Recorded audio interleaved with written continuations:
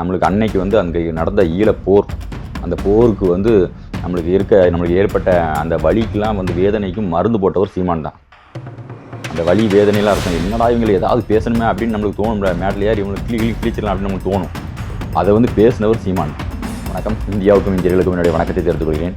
இன்றைய காணொலியில் நம்ம பேசக்கூடிய விஷயம் என்ன அப்படின்னு கேட்டிங்கன்னா, சமூக வலைத்தளங்களில் இப்போ அதிகமாக பேசப்படக்கூடிய ஒரு முக்கியமான ஒரு விஷயம் என்னென்னா, அம்பாசமுத்திரம் தொகுதியோட இடைத்தேர்தல். இந்த இடைத்தேர்தலில் நாம் தமிழர் கட்சியோட தலைமை ஒருங்கிணைப்பாளர் சீமான் வந்து திராவிட கட்சிகளோட பொது வேட்பாளராக வந்து அங்கே வந்து களம் நிறுத்தப்படுகிறார், அங்கே வேட்பாளராக நிறுத்தப்பட இருக்கிறார். அப்படிங்கிறதான் இன்னைக்கு பேசப்படக்கூடிய ரொம்ப முக்கியமான ஒரு விஷயமாக இருக்கு. இத்தனை ஆண்டுகளில் இந்திய திணிச்சான் எவன் எதிர்க்கல, நான் எதிர்த்தேன். சீமான் அவர்கள் எல்லா தொகுதிகளிலுமே வந்து ஒவ்வொரு எலெக்ஷன்லையுமே தனித்து போட்டிடுவார். நாம் தமிழர் கட்சி தனித்து தான் போட்டிடும், இறுதி வரை போட்டிடுவோம், கண்டிப்பாக வெல்வோம், தோற்றால் பயிற்சி வென்றால் மகிழ்ச்சி அப்படிங்கிற ஒரு தாரக மந்திரத்தை எடுத்துக்கிட்டு அவர்கள் வந்து தொடர்ந்து வந்து தேர்தலில் வந்து தனித்து களம் கொண்டுட்டு வந்தாங்க. இது வந்து அவர்கள் தொடர்ந்து உலகமெங்கும் வாழக்கூடிய தமிழ் மக்களுடைய பல ஆதரவுகளை அவர்கள் வந்து பெற்று அவர்கள் வந்து தொடர்ந்து தேர்தலில் வந்து போட்டிட்டு வந்தாங்க. அது அனைவருக்குமே தெரிஞ்ச ஒரு விஷயம்தான். எழுதுங்கள் என் நெற்றியில் நான் அரேபியன் என்று அதுதான் சொன்னான். நாளை என் தாய்மொழி இறந்து விடுமானால் அதை கேட்க நான் இன்று இருக்க மாட்டேன். நான் ரசூல் அம்சத் அவார் மொழி கவிஞன். நாளை என் மார்க்கம் அணிந்து விடுமானால் அதை கேட்க நான் இருக்க மாட்டேன், இன்றே இறந்து விடுவேன் என்று அவன் சொல்லல. நாளை என் தாய்மொழி அவார் மொழி அழிந்து விடுமானால் அதற்கு முன்பே நான் அழிந்து விடுவேன், இறந்து விடுவேன் என்றுதான் சொன்னான். சொல்ல என்ன தெரியுது? மொழிதான் அடையாளம். மதம் மாறிக்கொள்ளக்கூடியது, இனமும் மொழியும் மாறிக்கொள்ள முடியாது. இந்த அம்பாசமுத்திரம் இடைத்தேர்தல் வந்து ஏன் இப்போ இவ்வளவு முக்கியமான தேர்தலாக பேசப்படுகிறது அப்படின்னு கேட்டிங்கன்னா, இந்த திராவிட கட்சி அவர் யாரை எதிர்த்து கட்சி ஆரம்பித்தாரோ, எதற்காக கட்சி ஆரம்பித்தாரோ அவர்கள் கூடவே இன்று வந்து ஒரு மறைமுக கூட்டணி, அது நேரடியான கூட்டணி கிடையாது. ஏன்னா நேரடியாக அஃபிஷியலாக வந்து அதை வந்து சொல்ல மாட்டாங்க, அனௌன்ஸ் பண்ண மாட்டாங்க. நம்மளுக்கு அன்அஃபிஷியலாக கிடைக்கக்கூடிய செய்திகள் தான் உண்மை.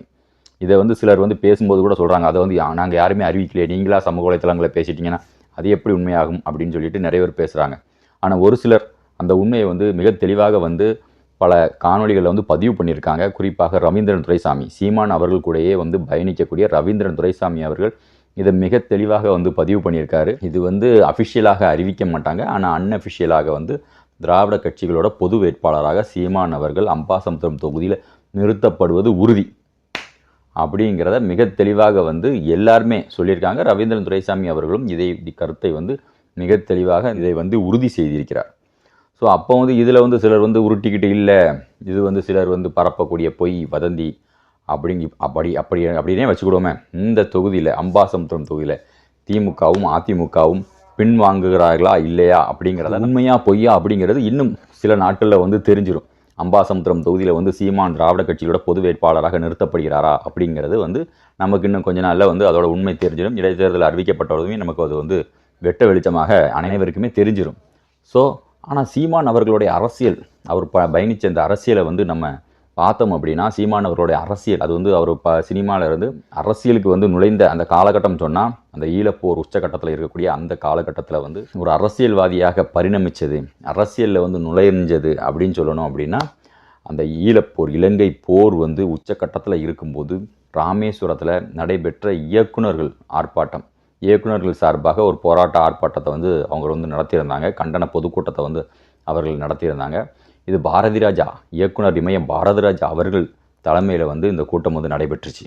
ஸோ அதில் பேசின சீமான் அவர்கள் தான் மிகவும் ஆக்ரோஷமாக பேசி ஒட்டுமொத்த தமிழர்களோட கவனத்தையும் அவர் பக்கம் திருப்பினார். அவருடைய பேச்சு இன்றைக்கும் அந்த ராமேஸ்வரத்தில் அவர் அங்கே பேசின பேச்சை எடுத்து பார்த்தீங்கன்னா, சீமான் எவ்வளவு பேசக்கூடியவர், எவ்வளவு உணர்வாக ஆக்ரோஷமாக பேசக்கூடியவர் அப்படிங்கிறதுக்கு அந்த கூட்டம் தான் மிகப்பெரிய ஒரு உதாரணம். சீமான் அப்படின்னா எப்படி பேசக்கூடிய, அவர் எவ்வளோ பெரிய பேச்சாளர் அப்படிங்கிறது. இன்றைக்கும் வந்து சீமான் அவ்வளோ பெரிய பேச்சாளர், சட்டசபையில் போய் பேசினார்னா அப்புறம் கணீர் இருக்குன்னு சொல்கிறாங்கல்ல, அது எல்லாமே சீமானுடைய ஆரம்ப கால பேச்சுக்களை கேட்டு வளர்ந்தவர்கள் தான்.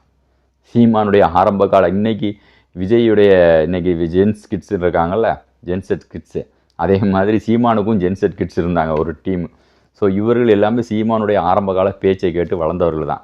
ஸோ அவர்கள் எல்லாருமே வந்து சீமான் எப்படி ஆக்ரோஷமாக பேசக்கூடியவர் அப்படின்னு சொல்லி ஒட்டுமொத்த தமிழர்களும் இளைஞர் பட்டாலும் சீமான் பின்னாடி வந்து படையெடுத்து போச்சு. அதில் வந்து எந்த வித மாற்று கருத்துமே கிடையாது. சீமான் பேசின அன்றைய காணொளிகளில் எல்லாருமே வந்து அதிகமாக பகிர்வாங்க. சீமான் பேசுகிற காணொளிகள்லாம் தேடி எடுத்து பார்ப்பாங்க. சீமான் பேசக்கூடிய பேச்சுகளை மட்டுமே உட்காந்து விடிய விடிய பார்க்கலாம்.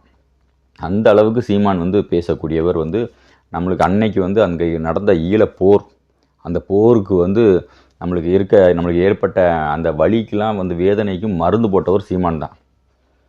அந்த வலி வேதனையெல்லாம் இருக்கலாம், என்னடா இவங்களை ஏதாவது பேசணுமே அப்படின்னு நம்மளுக்கு தோணும்ல, மேடல் ஏறி இவங்களுக்கு கிழிச்சிடலாம் அப்படின்னு நம்மளுக்கு தோணும். அதை வந்து பேசினவர் சீமான் தான்.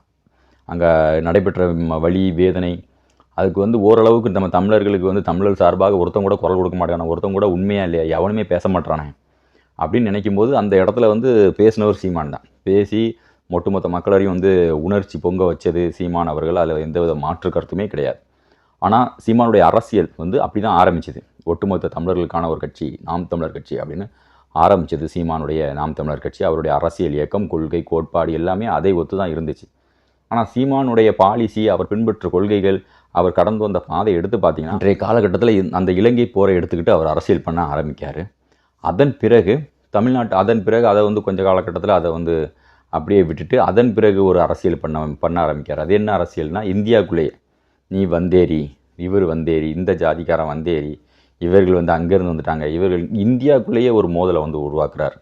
இலங்கையில் அங்கே நடந்த பிரச்சனை போதாது அப்படின்னு சொல்லிட்டு இங்கே ஒரு பிரச்சனை. அதுக்கு முன்னாடிலாம் அந்த வந்தேரி கிந்தேரிலாம் கிடையாது.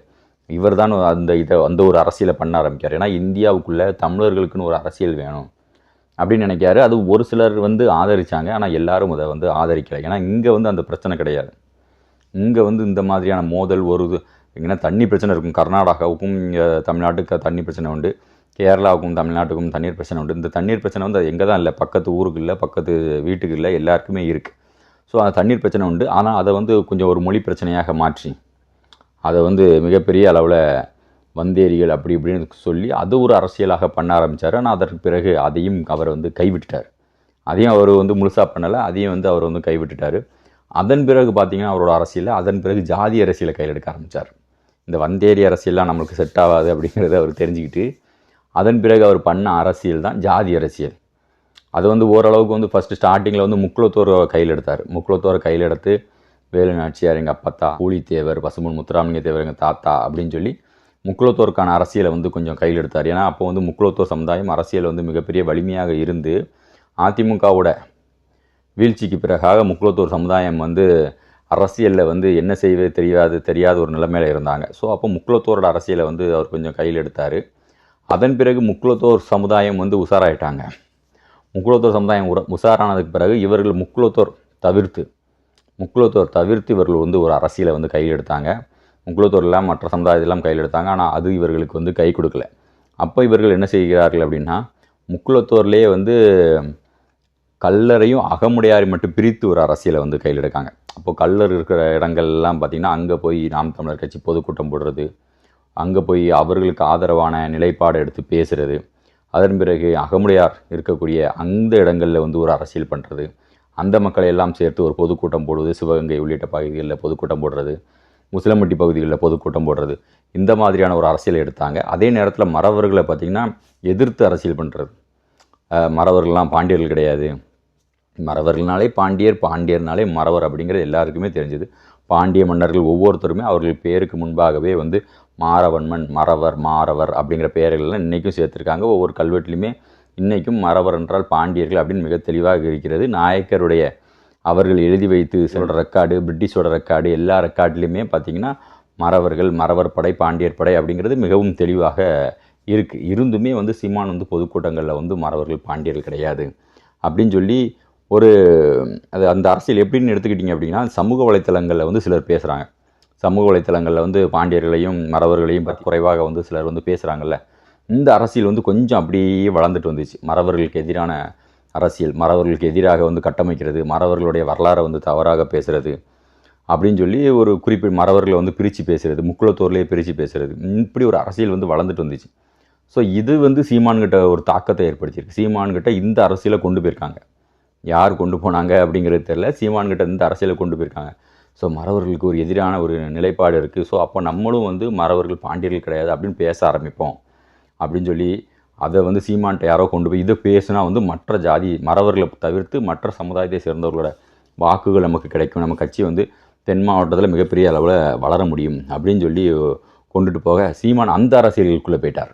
மன்னிச்சு விட்டுருவோம், அவருக்கு ஒன்றும் தெரியல. சேர சோழ பாண்டியர்லாம் சேருவார், மறவர் கல்லருன்னு போயிட்டு இருக்கிறாரு. அப்புறம் அவ்வளோதான் அவருடைய வரலாற்று. அவர் எந்த அரசியலில் இருந்து அப்படி கீழே வந்து இந்த அரசியலுக்குள்ளே போயிட்டார். இந்த அரசியலுக்குள்ளே போனவர் தொடர்ந்து மேடைகளில் வந்து மறவர் சமுதாயத்தை வந்து தரக்குறைவாக பேச ஆரம்பித்தார். அதுவும் குறிப்பாக சென்னையில் நடந்த ஒரு பொதுக்கூட்டத்தில் வந்து அவர் பேசும்போது மறவர்கள் அப்படின்னாலே அவர்கள் பாண்டியர்கள் கிடையாது, அதாவது எதிரி நாட்டுகள் வந்து வடுக படையெடுப்பு வந்து படையெடுத்து வரும்போது மறவர்கள் எல்லாருமே பாளையங்கள் வாங்கிட்டு போயிட்டாங்க, அப்போ எதிர்த்து சண்டை போடுறது வந்து குறிப்பிட்ட ஒரு சமுதாயத்துக்கு பேரை சொல்லி அவர் பேசுகிறார். ஏன்னா அந்த சமுதாய மக்கள்லாம் வந்து நமக்கு ஓட்டு போடுவாங்க, நம்ம கட்சியில் வந்து சேர்ந்துருவாங்க அப்படிங்கிற ஒரு திட்டமிடலோட அந்த சமுதாயத்திற்காக அவர் பேச ஆரம்பித்தார். ஸோ இதுதான் உச்சக்கட்டமாக அவர் பேசினது அப்படின்னு சொல்லலாம். தொடர்ந்து அவருடைய பேச்சுக்கள் இது போன்ற பேச்சுக்களாக தொடர்ந்து எல்லா கூட்டங்கள்லையுமே வந்து இதையே வந்து வலியுறுத்தி பேசிட்டு வந்தார். ஸோ இதனால் வந்து என்னாச்சு அப்படின்னா மறவர் சமுதாயம் வந்து பார்த்திங்கன்னா சீமான் மீது ஒரு மிகப்பெரிய வந்து ஒரு வெறுப்பு வந்துடுச்சு, ஒரு வெறுப்பு வந்துச்சு. இதுவே சீமானுடைய மிகப்பெரிய ஒரு தோல்விக்கு காரணமாக இருந்துச்சு. தென் மாவட்டத்தில் மிகப்பெரிய ஒரு பின்னடைவை வந்து சீமானுடைய கட்சி சந்திச்சு. அவர் நினைச்சார் மறவர்களை பற்றி பேசினா கல்லரும் அகமுடையாரும் வந்து நமக்கு ஓட்டு போடுவாங்க, மறவர்களை பற்றி தானே பேசுகிறான், கல்லரும் அகமுடையாரும் நமக்கு சப்போர்ட்டாக இருப்பாங்க அப்படின்னு அவர் நினச்சார். ஆனால் அங்கே நடந்தது என்னென்னா மறவர்களை பற்றி அவர் பேச கல்லரும் அகமுடையாருமே முக்குளத்தோருமே ஒன்றா சேர்ந்து சீமானை எதிர்க்க ஆரம்பித்தாங்க. சீமான் சென்ற இடங்கள்லாம் பார்த்திங்கன்னா சீமானுக்கு எதிர்ப்பு தான். ஸோ இப்படி மிகப்பெரிய தமிழர்களுக்கான ஒரு மிகப்பெரிய நம்பிக்கையாக இருந்த சீமான் அவர்கள் அப்படி சரிஞ்சு ஜாதி அரசியலில் வந்து சிக்கிட்டார். அவர் வந்து அப்படியே ஜாதி அரசியலில் வந்து சிக்கி அவருக்குன்னு ஒரு ஜாதி இமேஜ் பில்டப் ஆகிற அளவுக்கு அவருடைய அரசியல் வந்து அப்படியே இறங்கி போயிட்டு அவரோட கிராஃப் இன்றைக்கி அவருக்கு மிஞ்சிக்கிட்டு இருந்தது வந்து பார்த்திங்கன்னா தமிழர்களுக்கான ஒரு அரசியல் வந்து சீமான் தான் பேசுகிறாரு அப்படிங்கிற இந்த காலகட்டத்தில் இப்போ அம்பாசமுத்திரம் தொகுதியில் வந்து அதையும் இழந்து திராவிட கட்சிகளோட பொது வேட்பாளராக அதிமுக திமுக மட்டும் இல்லை பிஜேபி இந்த 3 பேரோட வேட்பாளராக பொது வேட்பாளராக வந்து இங்கே நிற்கிறார். இதற்கு காரணம் என்னன்னு பார்த்தீங்கன்னா இதற்கு காரணம் விஜய். தாவேக்கா வெற்றி பெற்று அவர் வந்து சிஎம் ஆகிட்டார். ஸோ தாவேக்காவை எதிர்க்கிறதுக்கு எல்லாரும் ஒன்று சேரணும் அப்படின்னு திமுக ஒரு முடிவு எடுக்கும்போது திமுக கூட இருந்தவங்க எல்லாருமே போய் தாவேக்காவில் போய் சேர்ந்துட்டாங்க, தாவேக்காவை கூட போய் சேர்ந்துட்டாங்க. அப்போ திமுக தனியாக இருக்குது, அப்போ இங்கே சீமான் தனியாக இருக்கார். அப்போ நம்ம 2 பேரும் ஒன்றா சேர்ந்துருவோம்னு சொல்லி சேர்ந்து அஃபிஷியலாக அது அனௌன்ஸ் பண்ணி இவர்களை எலெக்ஷனில் கண்டெஸ்ட் பண்ணால் பரவாயில்ல. ஆனால் இவர்கள் வந்து அன்அஃபிஷியலாக மறைமுக கூட்டணி.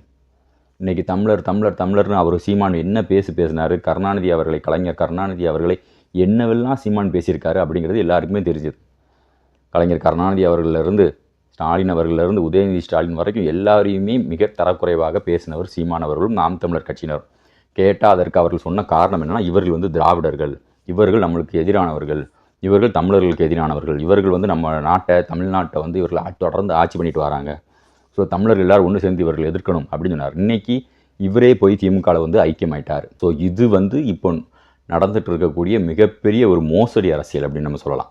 இதை வந்து எப்படி இதை மிகப்பெரிய ஒரு நம்பிக்கையாக இருந்த சீமான் அவர்கள், தமிழர்களுக்கு ஒரு மிகப்பெரிய நம்பிக்கையாக இருந்த சீமான் அவர்கள் இன்றைக்கி தமிழர்களுக்கு ஒரு மிகப்பெரிய அவநம்பிக்கையாக மிகப்பெரிய நம்பிக்கையை வந்து இழந்து அவர் நிற்கிறார். ஸோ இது வந்து தமிழர்கள் எல்லாருமே வந்து இதை வந்து எப்படி எடுத்துக்க போகிறாங்க?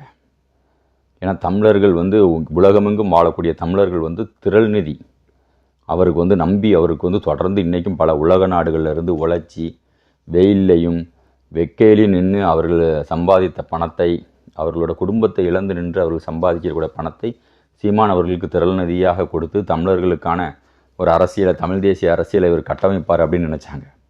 இன்றைக்கி கம்யூனிஸ்ட் கட்சிகள் கூட அவர்கள் வந்து வாங்குகிற திரள் நிதியை வந்து அவர்கள் குடும்பத்துக்காக பயன்படுத்துறது கிடையாது. ஆனால் சீமான் அவர்கள் எப்படி பயன்படுத்துகிறார் அப்படிங்கிறது அனைவருக்குமே தெரிஞ்ச ஒரு விஷயந்தான். இன்றைக்கி விடுதலை சிறுத்தைகள் கட்சி திருமாவளவன் அவர்கள் கூட பாட்டாளி மக்கள் கட்சி எங்கெல்லாம் இருக்கோ அங்கே நாங்கள் வந்து கூட்டணியில் போய் சேர மாட்டோம் அப்படிங்கிற உறுதியான ஒரு நிலைப்பாடில் இருக்காங்க. அதை இன்றைக்கி ஃபாலோ பண்ணிட்டு வராங்க. ஆனால் சீமான் அவர்கள் இன்றைக்கி வந்து நேரடியாக ஒரு கூட்டணி திமுக கூட வச்சுருந்தா கூட நம்ம வந்து அப்ரிஷியேட் பண்ணலாம். ஆனால் மறைமுக கூட்டணி அப்படிங்கிறது அப்போ இது என்ன அரசியல்? அப்போ நீங்கள் டைரெக்டாக ஒரு கூட்டணி வைப்பீங்க, மறைமுகமாக ஒரு கூட்டணி வைப்பீங்களா? இதை தமிழர்கள் எப்படி எடுத்துக்கிறது? அப்போ தமிழர்கள்ட்ட ஓப்பனாக நீங்கள் வந்து பல விஷயங்களை வந்து கேட்டு ஹெல்ப் பெற்ற நீங்கள் தமிழர்கள்ட்ட இதை ஓப்பனாக அறிவிக்கணும். நீங்கள் அறிவிக்காமல் அம்பாசமுத்திரம் தொகுதியில் நீங்கள் வந்து ஓப்பனாக நீங்கள் வந்து அறிவிக்கணும். இதை அறிவிக்காமல் எப்படி நீங்கள் வந்து பொது வேட்பாளராக அம்பாசமுத்திரம் தொகுதியில் நிற்க முடியும்? நீங்கள் வந்து திமுக கூட அன்அஃபிஷியலாக ஒரு கூட்டணி வச்சுருக்கீங்க அப்படின்னா அதை அஃபிஷியலாக அறிவிக்கணும். நாங்கள் வந்து திமுக அதிமுகவோட கூட்டணியில் தான் நான் இந்த அம்பாசமுத்திரம் தொகுதியில் வேட்பாளராக களம் நிற்க போகிறேன் அப்படிங்கிறத ஓப்பனாக அறிவித்து விட்டு தேர்தலில் களம் காண வேண்டும். இல்லை என்றால் அது அப்படி அன்அஃபிஷியலாக மறைமுக கூட்டணி அமைத்து நீங்கள் வந்து களம் கண்டால் அது தமிழர்களுக்கு செய்யக்கூடிய மிகப்பெரிய துரோகமாக இருக்கும். நன்றி. மீண்டும் ஒரு காணொலி நான் உங்களை சந்திக்கிறேன். நான் சந்தனா பாண்டியன். ஜெய் ஹிந்த்.